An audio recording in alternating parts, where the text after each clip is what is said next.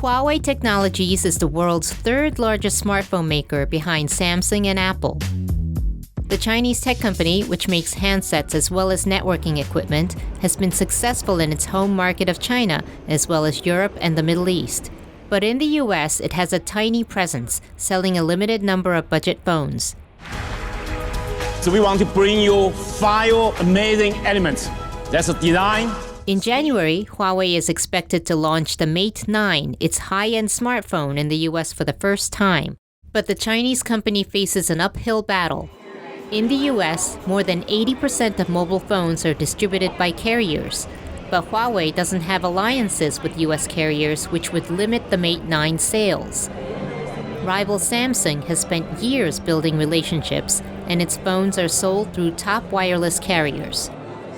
In the US, Huawei will also have to contend with security concerns.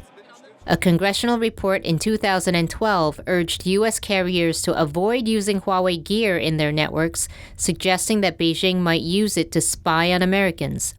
Huawei has denied the allegations. The report doesn't stop Huawei from selling its phones in the U.S., but it's made it harder to cultivate relationships with carriers.